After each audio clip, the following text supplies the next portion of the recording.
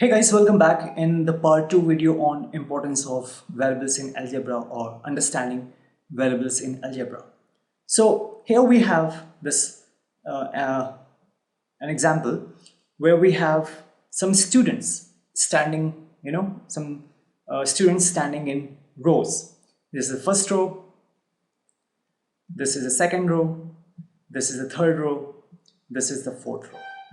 In each row you have how many students you have 1 2 3 4 5 students, right? So the first row has 5 students, the second row has 5 students, the third row has 5 students, and the fourth row has 5 students. Okay, suppose there was only one row. Okay, just forget about these rows. So if there was only one row, how many students would be required? If going by this one, if you have one row only, how many students are standing? You'll say that, hey, if only there is one row and there are no other rows, if there's only one row, then there are only 5 students. Okay, forget about the third row and the fourth row. If you have only two rows and in each row there are 5 students, then how many students are standing? You'll say that 5 in this row and 10 in this row, right? So if you have first row, then total number of, I'm talking about total number of students now, total number of students standing, total number of students standing.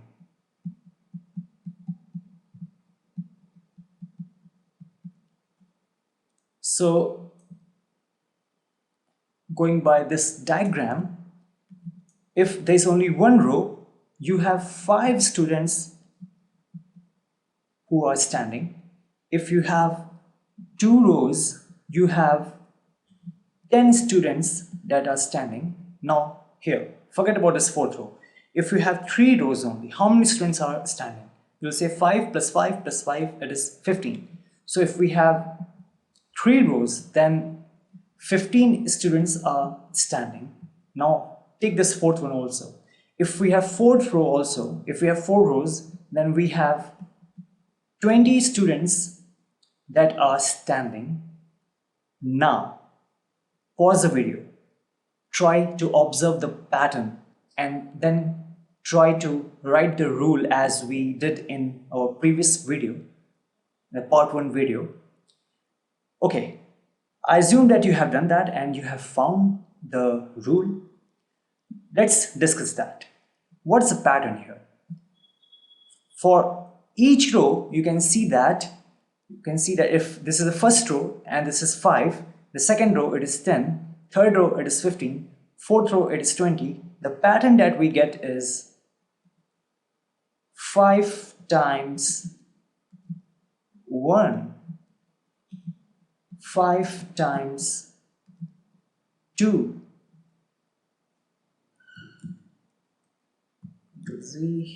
okay, then 5 times 3 will give you 15. Then 5 times 4 will give you 20. So for the first, if we have only one row, 5 times 1. If we have 2 rows, 5 times 2, that is 10 students are standing. If we have 3 rows, then 15 students are standing, and that will be 5 times 3. If we have 4 rows, 5 times 4, therefore 20 students are standing. So going by this pattern, how many students will be standing in if there are total 5 rows? Not the fifth row, if there are total 5 rows, right? Fifth row will also contain only 5 students. Now see the difference. There is not the first row, not the second row, not the third row. In each row there are 5 students, that's fixed. Now I'm talking about if we have one row, if we have 2 rows, if we have 3 rows, if we have 4 rows, if we have 5 rows. Okay, understand the difference.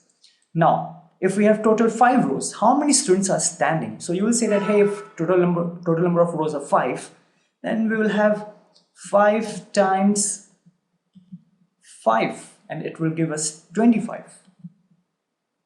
Okay, if we have total 6 rows, how many students are standing? You will say that if it's total 6 rows, then 6 and then this will be 5 times 6.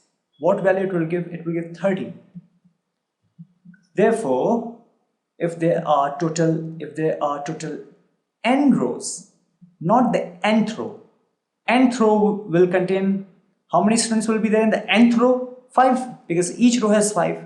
But if we are talking about total number of students, if there are n rows, if we form n rows, then that will be times n here, and so 5 times n, right? 5 times n, and depending upon the value of n, we can tell this value. Depending upon the value of n, we can tell this value. So what's the rule? The rule is 5 times n. What's n? N is telling us the number of rows. Always remember, we have to mention what does the variable, or what do the variables used in our expression. In our expression, it's a mathematical expression. What do variables, or what does the variable tell us? Okay, so 5 times n. So going by this, if we have total number of 100 rows, how many students will be standing? 5 times 100, that will be 500. If we have 200 rows, so 5 times 200, we will have 1000. Okay, so this is our rule.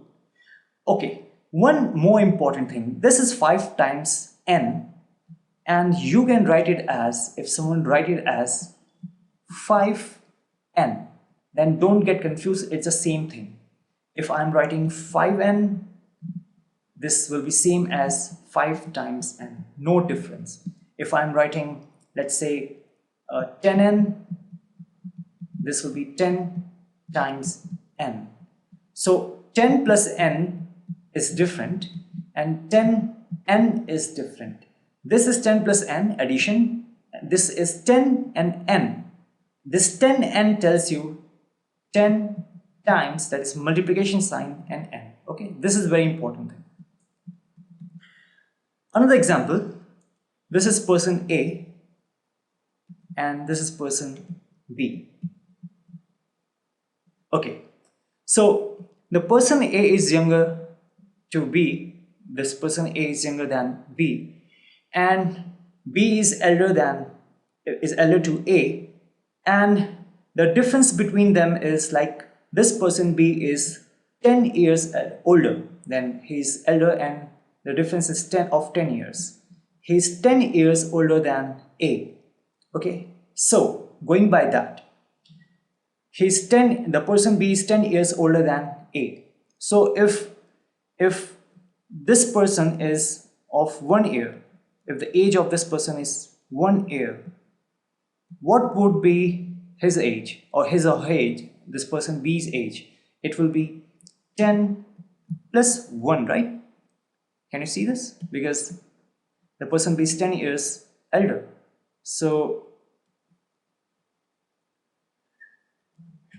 10, so this will be 10 plus, sorry, this is 1, so this is 10 plus 1. What value it will give? It will be 11.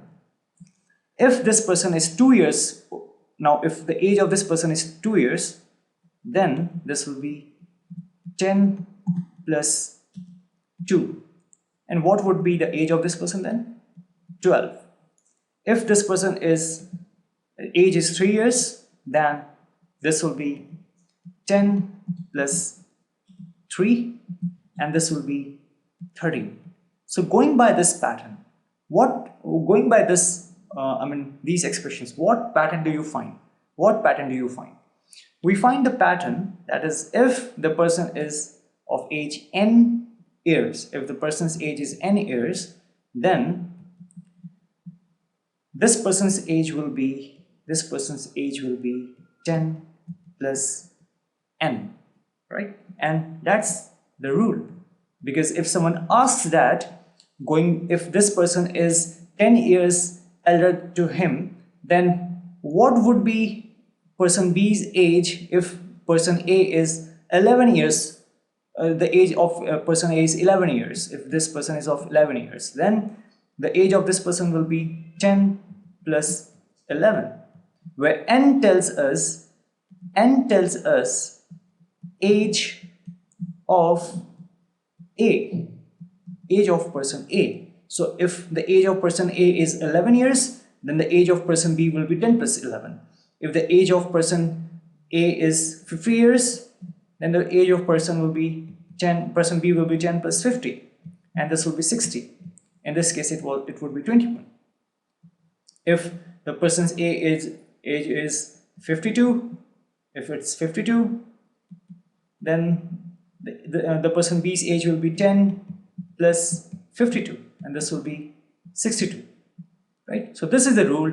This is the using this rule we can tell the person B's age depending upon the value of n, at what age you are talking about in terms of the person A's age. N tells us the person A's age.